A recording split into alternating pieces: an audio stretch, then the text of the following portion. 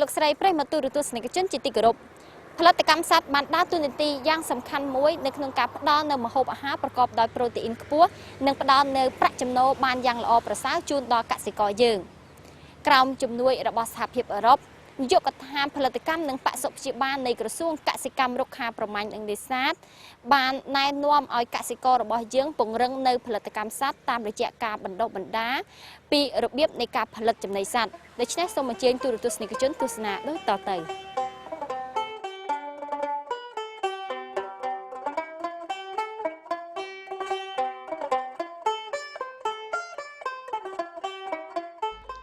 កសិករស្ទើរតែគ្រប់ក្រុមគ្រួសារទូទាំងប្រទេសចិញ្ចឹមសត្វដើម្បីជាមុខរបរបន្ថែមសម្រាប់ចំណូលគ្រួសារក្រៅពីការងារកសិកម្មបច្ចុប្បន្នការចិញ្ចឹមសត្វគោក្របីជ្រូកមាន់ទាជាលក្ខណៈគ្រួសារអាចជួយដល់ការធានាសន្តិសុខស្បៀងនិងផ្ដល់ប្រាក់ចំណូលខ្ពស់ប្រភេទចំណីមាន3ប្រភេទគឺប្រភេទថាមពលប្រូតេអ៊ីននិងសារធាតុរ៉ែដែលអាចបញ្ចូលគ្នា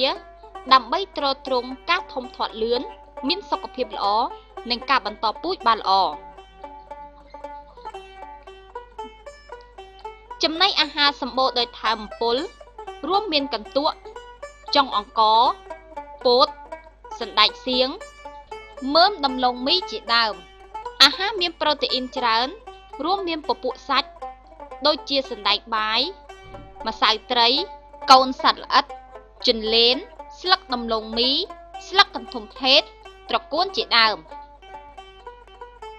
ចំណីដែលមានសារធាតុរ៉ែមានដូចជាសម្បកខ្យងខ្ចៅគ្រុំងាវលៀសនិងក្តាមជាដើមទាំងអស់នេះគឺសុទ្ធសឹងតែជាប្រភេទចំណីអាហារ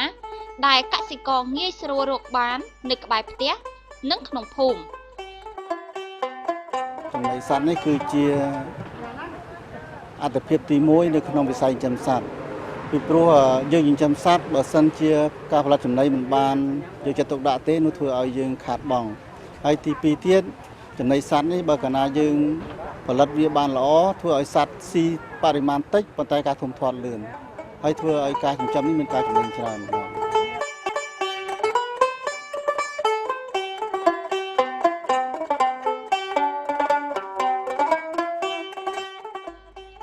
តម្រូវការអាហារមានការកើនឡើងពីមួយថ្ងៃទៅមួយថ្ងៃការបង្កើនផលិតកម្មជ្រូកមានសារៈសំខាន់ណាស់ដើម្បីឆ្លើយតបនឹងតម្រូវការសាច់ការផ្ដល់ចំណីដល់សត្វជាកត្តាចាំបាច់បំផុតសម្រាប់ឲ្យសត្វធំធាត់និងមានសុខភាពល្អចំណីសម្រាប់ជាចំណីដែលមានសារធាតុចិញ្ចឹមគ្រប់គ្រាន់សម្រាប់ការលូតលាស់របស់ជ្រូកប៉ុន្តែកសិករត្រូវចំណាយដើមទុនច្រើនក្រោមជំនួយគម្រោងសហភាពអឺរ៉ុប EU អ្នកជំនាញផលិតកម្មសត្វនៃនាយកដ្ឋានផលិតកម្មនិងបសុព្យាបាលបានបង្ហាញជូននៅរបៀបផ្សំចំណីជ្រូកសាច់ដែលកសិករមានលទ្ធភាពនៅក្នុងការរកចំណូលបន្ថែមសម្រាប់អភិវឌ្ឍគ្រួសារនិងសេដ្ឋកិច្ចជាតិដ៏សំខាន់ក្រៅពីវិស័យកសិកម្មលើយើងអនុវត្តទៅលើការផ្សំចំណីអញ្ចឹងយើងជ្រើសរើសយកចំណីជ្រូកសាច់អញ្ចឹងសម្រាប់ចំណីជ្រូកសាច់ត្រូវការប្រូតេអ៊ីន16 16.1%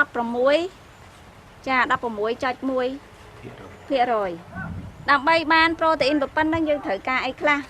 ផ្សំទៅលើវត្ថុធាតុដើមស្អីខ្លះអញ្ចឹងនៅក្នុងនោះយើងមានកន្ទក់35គីឡូអញ្ចឹងក្នុង100គីឡូនោះយើងដាក់កន្ទក់35គីឡូ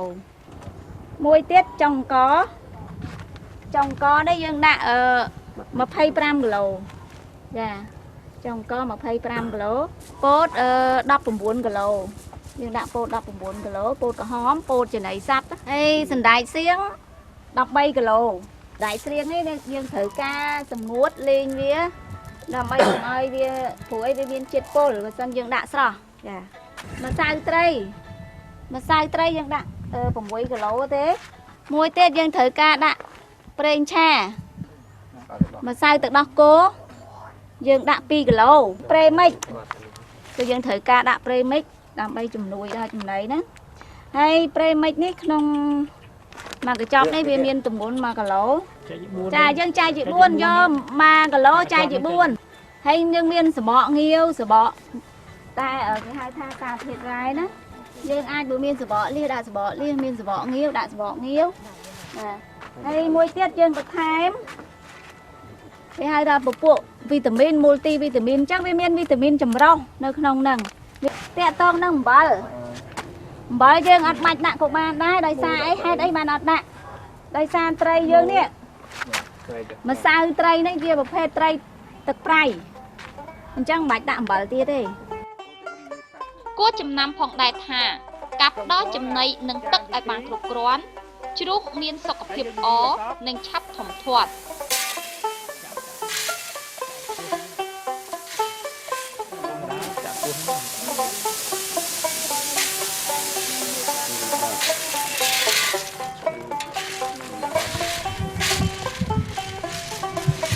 ចាក់ស្មើហ្នឹងចាក់ស្មើទៅទៀមទៀតចាក់ស្មងវីដូចយើងចាក់ស្មង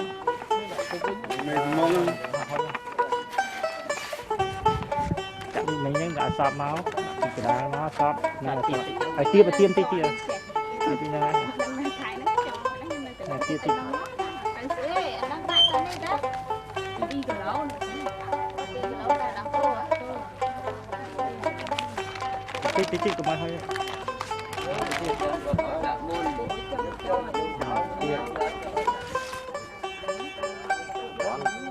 ទៀតបាទមកទៅក្រៅទីមករួយយ៉ាងដូចមិញធ្វើមកអស់កន្លះឲ្យភាកណាហ្នឹងបាន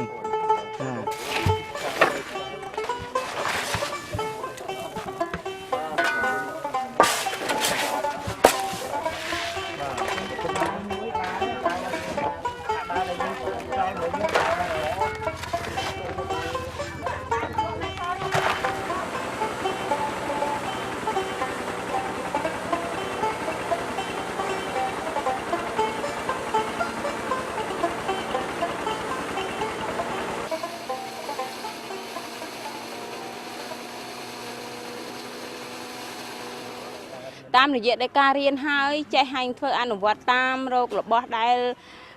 ងាយស្រួលនៅក្នុងស្រុករបស់យើងខ្ញុំគិតថាការចិញ្ចឹមសត្វនឹងមានផលចំណេញច្រើនជាងការយើងទិញរបស់ក្រុមហ៊ុនមកពីក្រៅចា៎បាទខ្ញុំមានការបដិញ្ញាចិត្តថាពេលដែលខ្ញុំបានរៀនហើយខ្ញុំនឹងអនុវត្តតាមរូបមន្តហ្នឹងដើម្បីធ្វើយ៉ាងណាដើម្បីឲ្យទទួលបានជោគជ័យហើយក្នុងការកាត់បន្ថយចំណាយទិញចំណីនៅលើទីផ្សារព្រោះចំណីនៅលើទីផ្សារឥឡូវនេះតម្លៃខ្ពស់តែសត្វដែលចិញ្ចឹមបានហ្នឹងវាតម្លៃរឹងទាបដល់អញ្ចឹងទៅទូទាត់ទៅលើចំណីហ្នឹងវាដូចជាអត់សូវចំណេញសោះខ្ញុំសង្ឃឹមថាទៅដល់ផ្ទះហ្នឹងគឺខ្ញុំខំក្រេបយកចំណេះវិជ្ជាទាំងអស់ហ្នឹងដើម្បីទៅផ្សព្វផ្សាយដល់បងប្អូនក្នុងសហគមន៍មូលដ្ឋានរបស់ខ្ញុំឲ្យជ្រាបយកថាការដែលធ្វើចំណីជ្រូកសំពីខាងគ្រូខាងកសិកម្មនឹងពិតជាល្អប្រសើរមែនបាទខ្ញុំគិតថាវាមានផលប្រយោជន៍សំខាន់ខ្លាំងណាស់សម្រាប់កសិករខ្ញុំក៏ដូចជាផ្នែកមន្ត្រីជំនាញរបស់បេសកខ្ញុំដែរបាទកន្លងមកយើងមន្ត្រីជំនាញធ្លាប់ធ្វើការផ្សព្វផ្សាយតាមរយៈទ្រង់ទ្រាយតូចបាទហើយយើងមិនទាន់បានទ្រង់ទ្រាយធំនេះទេហើយដោយសារថ្ងៃនេះយើងមានការជួយឧបត្ថម្ភពីគម្រោង EU ដែលមានការគាំទ្រពីថវិកាយើងរៀបចំជាខ្នាតធំល្មមសមរម្យដែលអញ្ជើញកសិករតាមបណ្ដាឃុំនៅក្នុងស្រុកតបែនេះយើងមកចូលរួមដើម្បីក្រេបនៅចំណេះដឹងអំពីការរៀនលាយចំណីសត្វបាទកន្លងមកគាត់ការផ្ដល់ចំណីសត្វដល់សត្វគឺគាត់មិនបានដឹងថាចំណីនឹងផ្ដល់ឲ្យវាម៉េចហើយផ្ដល់ឲ្យដល់សត្វមានអត្ថប្រយោជន៍យ៉ាងម៉េចទេតាមការពិតចំណីដែលយើងយកមកបង្រៀននេះមន្ត្រីខ្ញុំក៏ដូចជាខ្ញុំយើងបានសិក្សាច្រើនមែនទែនបាទរហូតដល់យើងសិក្សារហូតដល់ជាង10ឆ្នាំនោះយើងសិក្សាទៅប្រទេសជប៉ុនប្រទេសនិងប្រទេសអាស៊ានយើងទាំងអស់បាទហើយតាមការពិតរូបមន្តនៃការផ្សំចំណីសត្វនេះមិនថាប្រទេសណាឬប្រទេសណាទាំងអស់បាទឧទាហរណ៍ថាបាក់សីប្រូតេអ៊ីនវាគឺខ្នាតតែមួយជ្រូកសាច់គឺតែមួយជ្រូកពូជគឺតែមួយបាទអញ្ចឹងហើយម្យ៉ាងទៀតយើងក៏បានពិសោធន៍ផ្ទាល់ដែរនៅក្នុងកសិករគំរូខ្លះដែលយើងឲ្យគាត់ចិញ្ចឹមហ្នឹងពេលដែលគាត់រៀនហើយគាត់យកទៅអនុវត្តផ្ទាល់ឃើញថាការចិញ្ចឹមធំធាត់លឿនមែនទែនហើយការចំណាយក៏តិចដែរធ្វើឲ្យគាត់មានជំនឿខ្លាំងច្រើនបាទ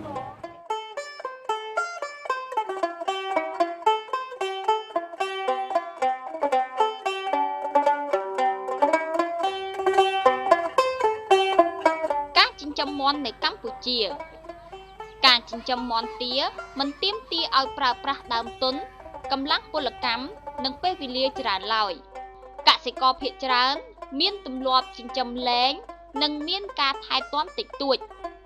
ប៉ុន្តែអ្នកជំនាញផលិតកម្មបានជំរុញឲ្យកសិករចិញ្ចឹមមាន់ទាតាមបច្ចេកទេសដាក់ក្នុងទ្រុងមើលការថែទាំមានវិធានការជីវសុវត្ថិភាពនានា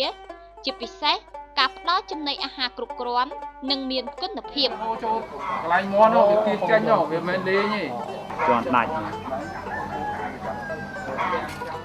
វត្ថុធាតុដើមដើម្បីផលិតជាចំណីសត្វ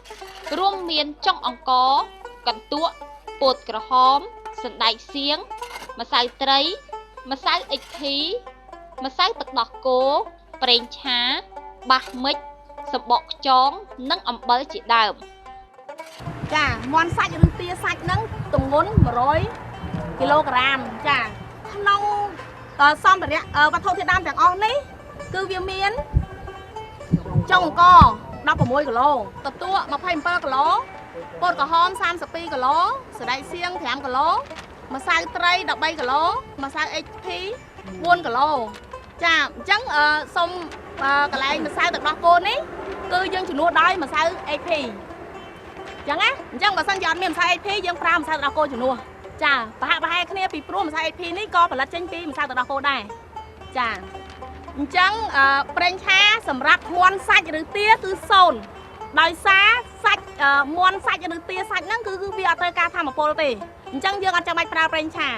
តែដោយឡែកបើសិនជាយើងធ្វើចំណីជ្រូកកូនជ្រូកយើងមកមួយនោះគឺយើងត្រូវដាក់ប្រេងឆាចាំបាច់ត្រូវដាក់តាតោះណាចឹងចាបាសស្មាច់កន្លះគីឡូហើយនឹងម្សៅខ្ចក់អំបិលគាត់ទៅសេយ៉ាងឡើងចាអំបិលយើងនឹងកន្លះគីឡូ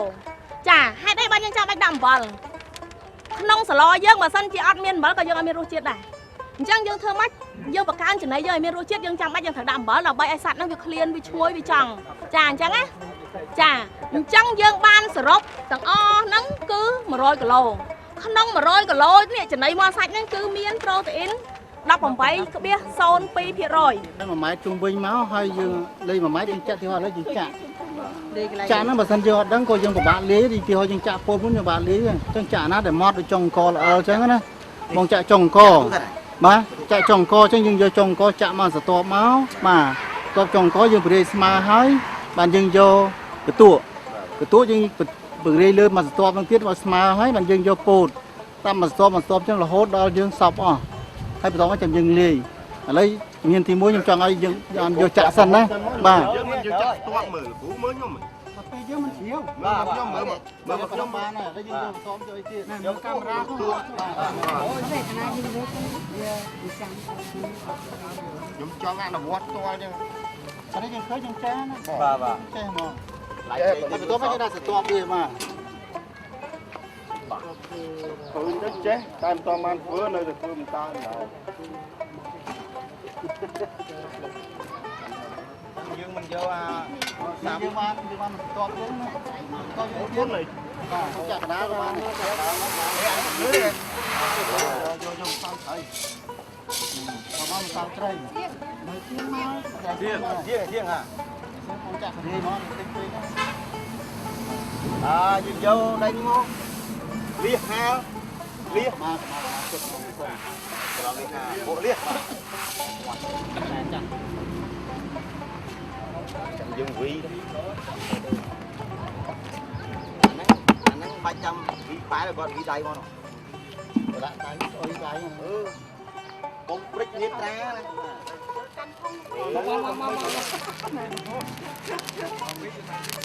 ហើយវីដាក់វីគូហើយបង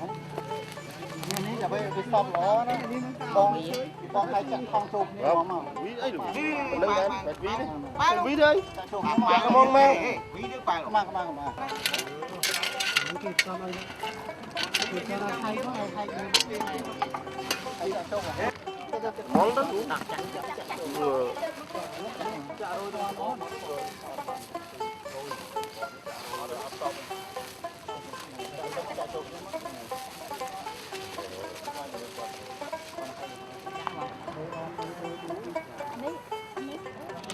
ចាក់ទៀតចាក់ចូលចាក់ចូលទៀត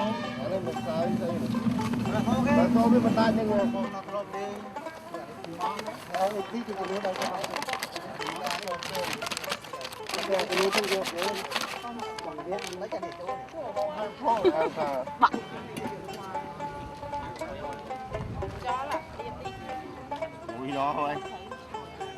Cho nó lên con xác 100 kg. Mà dương tính cỡ nó. Dương tính cho ta cho nó bay ban sóng đó. Chắp vô ong mong. Chắp vô ong. Tay tê ăn được bông tay khăn không? Ai tay khăn không qua này. Cho vô ong. Thế bởi cái số chứ from trâu bán nó bán này.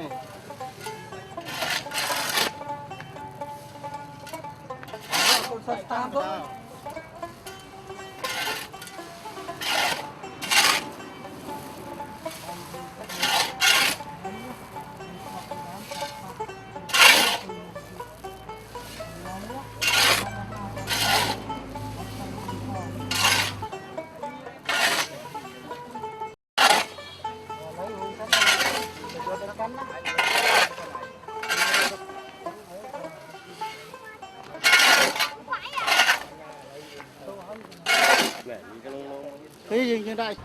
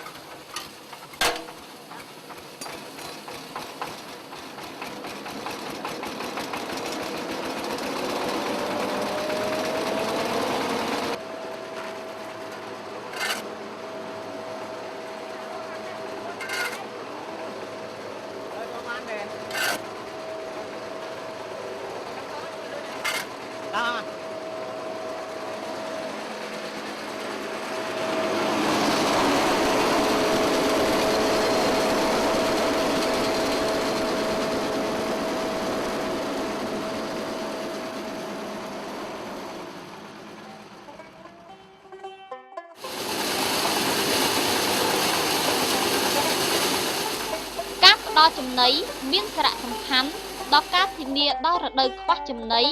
ដូចជារដូវប្រាំងជាដើមការចិញ្ចឹមមាន់ទាត្រូវការចំណីសំខាន់ដើម្បីទ្រទ្រង់រាងកាយការរីកលូតលាស់ផលិតកម្មស៊ុតនិងសាច់ រៀនហើយតាមការពិតវត្ថុធាតុដើមជាច្រើនលោកដែលនៅស្រុកខ្មែរយើងណាសុទ្ធតែអាចផ្សំចំណីសត្វបានទាំងអស់ទីហោថាយើងការផ្សំនេះយើងអត់ដូចគ្នាទីហោថាខេត្តខ្លះយើងយកវត្ថុធាតុដើមផ្សេងខេត្តខ្លះយើងយកវត្ថុធាតុដើមផ្សេងយើងធ្វើដូច្នេះដើម្បីយើងជ្រើសរើសចំណីហ្នឹងឲ្យបានតម្លៃថោកដូចទីហោថានៅកំពង់ចាមនេះសណ្តែកសៀងគាត់ថោកពោតគាត់ថោកយើងយកសណ្តែកសៀងហ្នឹងជំនួសត្រីហើយយើងយកបរិមាណត្រីទាបជាងអញ្ចឹងយើងយកសណ្តែកសៀងហ្នឹងយកមកច្រើនដើម្បីនឹងលាយហើយចំពោះពោតក្រហមចឹងដែរដោយសារពោតក្រហមមានតម្លៃទាបជាងចុងអង្គដូច្នេះយើងយកពោតក្រហមនេះមកជំនួសចុងអង្គអញ្ចឹងយើងដាក់បរិមាណចុងអង្គនោះតិចមែនទែននៅក្នុងចំណីសត្វបាទចឹងហើយដែលធ្វើឲ្យចំណីសត្វយើងនឹងនៅសល់តែ1គីឡូខ្ទង់តែ1000ជាងឯងវិស័យចិញ្ចឹមសត្វនៅក្នុងប្រទេសកម្ពុជាយើងឥឡូវមានការថយចុះបន្តិចដោយសារតម្លៃនោះវាថោកនោះហើយដោយសារផលលំបាកដោយសារកសិករយើងអត់ទាន់ចេះផលិតចំណីសត្វប៉ុន្តែឥឡូវនេះក្រោយពេលដែលយើងបង្រៀនគាត់ទៅគាត់ទិញចំណីរហូតដល់4000សម្រាប់កូនជ្រូកប៉ុន្តែយើងផលិតទៅយើងអស់ចំណាយតែ1900ទេចឹងយើងឃើញថាចំណេញច្រើនអញ្ចឹងបើតម្លៃសត្វថោកប៉ុណ្ណឹងក្តីប៉ុន្តែការចិញ្ចឹមហ្នឹងនៅតែចំណេញដែរបើសិនគាត់ធ្វើតាមយើងដែលបានបង្រៀនខ្ញុំយល់ថាជាកសិកររបស់យើងមានការចំណេញច្រើនក្នុងការចំណាយលើថវិកាទិញនៅចំណីសត្វដូចជាចំណីមាន់ក្តីដូច្នេះយើងទិញចំណីមាន់ភាគច្រើនពីមុនយើងទិញនៅចំណីទីផ្សារអញ្ចឹងវាមានតម្លៃថ្លៃតែបន្ទាប់ពីមានការបដិបដាលមកយើងឃើញថាការដែលយើងកែច្នៃវត្ថុធាតុដើមដែលមានស្រាប់ដូច្នេះកាត់បន្ថយនៃការចំណាយនឹងប្រហែលជាចិត្តពាក់កណ្ដាលវាមានការល្អសម្រាប់យើងអភិវឌ្ឍវិស័យកសិកម្មដូចជាការចិញ្ចឹមសត្វបាទយើងបានយល់ដឹងដែលថាយើងមានវត្ថុធាតុដើមយើងចេះរកវត្ថុធាតុដើមដើម្បីធ្វើចំណីអាហារដល់សត្វបាទខ្ញុំមានគោលការណ៍បាទដាំពង្រីកដូចជាមាន់ពង្រីកមេបាទពី30ទៅ100អញ្ចឹងទៅបាទការកែច្នៃផលិតផល ចំណីសត្វហ្នឹងគឺធ្វើឲ្យយើងហ្នឹងទទួលបានការឡើងនៃកម្រៃថវិការបស់គ្រួសារហើយធ្វើឲ្យយើងដំបូងយើងចាំជ្រូក2ក្បាលឬក៏3ក្បាលអញ្ចឹងយើងអាចទទួលបានតទៅទៀតដូចថាពង្រីកមុខរបរយើងកាន់តែច្រើនជាពិសេសការចិញ្ចឹមមាន់គូចម្រើនខ្លាំងនៅក្នុងខេត្តកំពង់ចាមយើងនេះយើងមានកសិករគាត់បានយល់ដឹងហើយជាពិសេសគ្រប់គ្រងដោយយុគឋានរដ្ឋបាលហើយឥឡូវនេះពាក់ព័ន្ធនឹងគម្រោងបានជួយបន្តបណ្ដាវគ្គចង់និយាយផលិតចំណីសត្វពាក់ព័ន្ធនឹងមាន់ទាជ្រូកនិងចំណីគោគឺបានថាមានផលប្រយោជន៍ខ្លាំងចំពោះកសិករដែលគាត់នៅក្នុងខេត្តកំពង់ចាមមានគេហៅថាកសិផលដែលផលិតដោយខ្លួនឯងអញ្ចឹងគាត់មិនបាច់ចំណាយលុយមួយចំនួនដើម្បីទៅទិញចំណីអញ្ចឹងក៏អាចផលិតបានខ្លួនឯងនិងចិញ្ចឹមសត្វក៏បានល្អក្រោយពេលដែលយើងបង្រៀនហើយកសិករគាត់នឹងកែប្រែពីការចិញ្ចឹមជាយថាកម្មនឹងថាការពីមុនគាត់ចិញ្ចឹមដោយប្រឡែងដោយចំណីចេះតែឲ្យស៊ីទៅពីប៉ុន្តែគាត់មកជាដាក់ទ្រុងហើយគាត់ឲ្យចំណីតាមលក្ខណៈបច្ចេកទេសហើយខ្ញុំឃើញថាជីវភាពគាត់នឹងកើនឡើងតាមក៏ពិតលោកការផ្ដល់ចំណីនេះមានសារៈសំខាន់ណាស់ចំណីមាន់បើកាលណាយើងផ្សំខុសឬក៏យើងអាចដាក់សារធាតុមួយយ៉ាងដែលប៉ះពាល់នោះមិនមែនថាគាត់ខាតបង់ទេធ្វើឲ្យអ្នកដែលបរិភោគទិញពីគាត់ទៅនោះពេលដែលបរិភោគប៉ះពាល់មែនទែនសុខភាពណាបាទអញ្ចឹងក្រោយពេលដែលយើងផលិតចំណីនេះបង្រៀនគាត់ចេះទៅធ្វើឲ្យការចិញ្ចឹមនោះមានការចំណាយរយៈពេលលឿនទិន្នផលបានខ្ពស់ហើយអ្នកដែលហូបទៅនោះគឺបានផលច្រើនបាទស្មៅសម្រាប់គោក្របីគ្រប់ទីកន្លែងមានការខ្វះខាតពិសេសនៅរដូវប្រាំងដូចនេះមន្ត្រីនាយកដ្ឋានផលិតកម្មនិងបសុព្យាបាលនៃក្រសួងកសិកម្មណែនាំឲ្យកសិករយើងត្រូវតែកែច្នៃចំណីដែលមានរសជាតិនិងសារធាតុបំប៉នគ្រប់គ្រាន់ការផ្ដល់ចំបើងធម្មតាតែមួយមុខមិនអាចជួយឲ្យគោក្របីទទួលបានសារធាតុគ្រប់គ្រាន់សម្រាប់ការលូតលាស់នោះទេចំបើងផ្អាប់ជាចំណីបំប៉នគោក្របីបានយ៉ាងល្អប្រសើរជាពិសេសនៅរដូវប្រាំងជារដូវខ្វះចំណីចំពោះបច្ចេកទេសនៃការកែច្នៃចំបើងផ្អាប់ជាចំណីបំប៉នគោក្របីដើម្បីផលិតចំបើងផ្អាប់ជាមួយនឹងចំបើង100គីឡូក្រាមកសិករត្រូវមានឧបករណ៍និងសម្ភារៈដូចខាងក្រោម 1. ចំបើង100គីឡូក្រាម 2. ទឹក100លីត្រ 3. ជីអ៊ុយរ៉េ2គីឡូក្រាម 4. ធុងទឹកមានចំពួយផ្កាឈូក 5. ចិញ្ចីង 6. ក្រណាត់តង់កៅស៊ូឬអាងផ្អាប់ 7. ខ្សែសម្រាប់ចងចំបើងវិធីធ្វើចំបើងផ្អាប់ទី1លាយជីអ៊ុយរ៉េ4គីឡូក្រាមជាមួយនឹងទឹក50លីត្ររួចកូរឲ្យសព្វ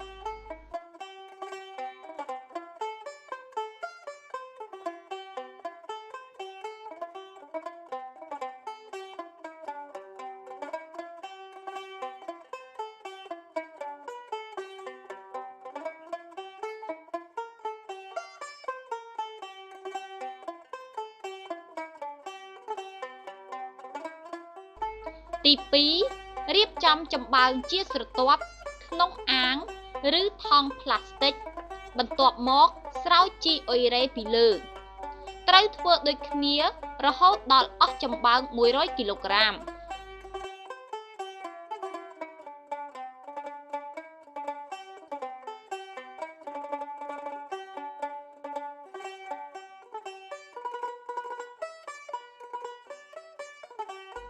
3. ចងមាត់ថង់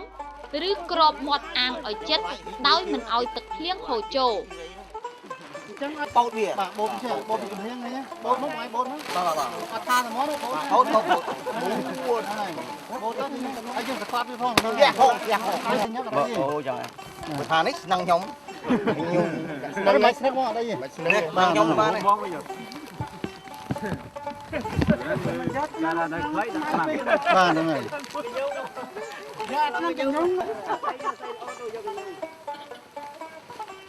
បើក្លឹមមានល្អ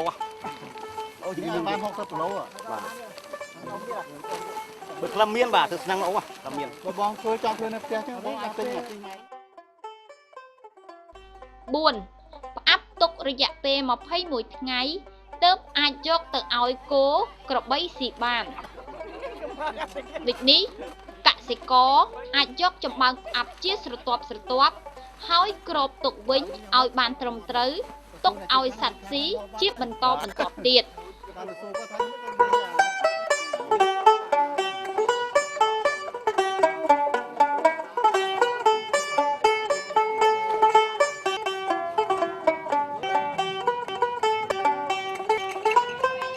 ในការធ្វើផ្អកច្បើងហ្នឹងណាទី1យើងត្រូវគិតថាយើងត្រូវធ្វើច្បើងយើងប្រហែលគីឡូសិនបើយើងគិតថាឥឡូវ50គីឡូអញ្ចឹងរូបមន្តរបស់យើងជីអ៊ុយរ៉េក្នុង100គីឡូច្បើងត្រូវការ4គីឡូបើយើងធ្វើច្បើង50គីឡូត្រូវការច្បើង2គីឡូហើយចំណែកទឹកហ្នឹងហើយ2គីឡូចំណែកទឹកយើងត្រូវការ1លីត្រ25និង25ទៅ60លីត្រដោយសារច្បើងយើងស្ងួតអញ្ចឹងណាអញ្ចឹងបើច្បើងយើង30លីត្រយើងត្រូវការទឹកប៉ុន្មាន30លីត្រ30លីត្រណាបាទហ្នឹងហើយអញ្ចឹងឥឡូវយើងគិតថាច្បើងយើងត្រូវដាក់នេះច្បើងដែលយើងដាក់នេះប្រហែលដងបើសិនជាយើងដាក់5ដងយើងត្រូវការត្រៀមទឹកនេះសម្រាប់5ដំណាក់កាលដែរពីព្រោះពេលដែលយើងដាក់លើកទី1យើងដាក់ហើយយើងជន់វាឲ្យហាប់ចឹងហើយបានយើងដាក់ច្បើងម្សាទៀតហើយបានយើងស្រោចទឹកម្សាទៀតហើយយើងធ្វើដូចនេះម្ដងរហូតដល់អស់ច្បើងបាទលើកទី5ហើយបន្ទាប់មកបានយើងចងវាឲ្យភ្ជាប់តែម្ដងបាទហើយជួយកាន់វាគួរបញ្ជាក់ថាចំបើងផ្អាប់ល្អមានពណ៌ក្រហមចាស់បើប្រៀបធៀបជាមួយនឹងចំបើងធម្មតាមានក្លិនក្រអូបឈ្ងុយមានសំណើមប្រមាណ 40% ទៅ 50% ធ្វើឲ្យគោក្របីចង់ស៊ីបើសិនជាមានផ្សិតច្រើនកសិករគួរយកចំបើងផ្អាប់ហាលថ្ងៃឲ្យស្ងួតមុនឲ្យសត្វស៊ីមួយវិញទៀតត្រូវដាក់ទឹកឲ្យគោផឹកជាប្រចាំនៅពេលដាក់ចំបើងផ្អាប់ឲ្យវាស៊ីការអភិវឌ្ឍវិស័យផលិតកម្មសត្វជាធាតុសំខាន់របស់គម្រោងកម្មវិធីជំរុញកំណើនវិស័យកសិកម្មប្រកបដោយចីរភាពនិងបរិយាបន្នអនុវិស័យផលិតកម្មសត្វកម្មវិធីគាំទ្រដោយសហភាពអឺរ៉ុប EU ផ្ដល់ឲ្យកសិករមានចំណេះដឹងមានជំនាញចិញ្ចឹមសត្វជាលក្ខណៈគ្រួសារនិងជាពាណិជ្ជកម្មក្នុងការធានាសន្តិសុខស្បៀងនិងបង្កើនជីវភាពគ្រួសារបានល្អប្រសើរ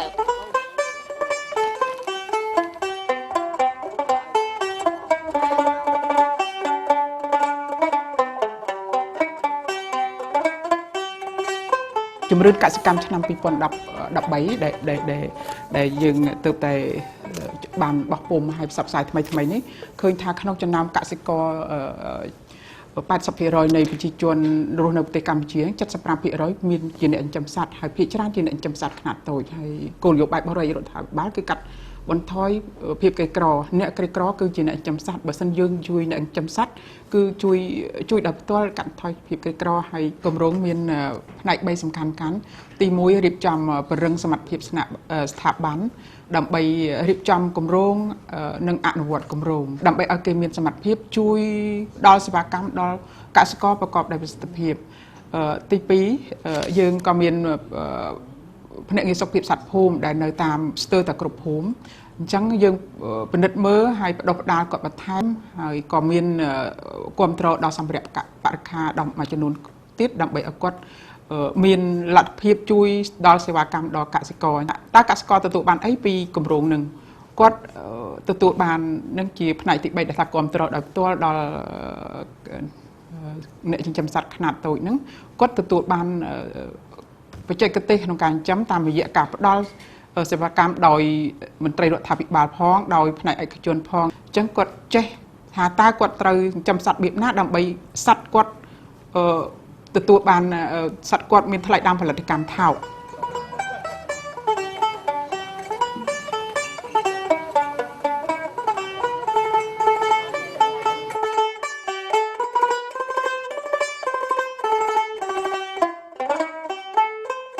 មនុស្សសត្វត្រូវការអាហារដើម្បីទ្រទ្រង់រាងកាយឲ្យឆាប់ធំធាត់និងរីករូតលាស់ល្អក្រោមគម្រោងជំនួយរបស់សហភាពអឺរ៉ុបធ្វើឲ្យប្រជាកសិករនៅតាមបណ្ដាខេត្តគោលដៅអាចពង្រឹងនៅផលិតកម្មសត្វរបស់ខ្លួនតាមរយៈការផលិតនៅចំណីសត្វដែលប្រើប្រាស់នៅដើមទុនតិចកម្មវិធីរបស់យើងដល់ទីបញ្ចប់ក្នុងពេលនេះយើងខ្ញុំសូមអរគុណសូមគោរពលា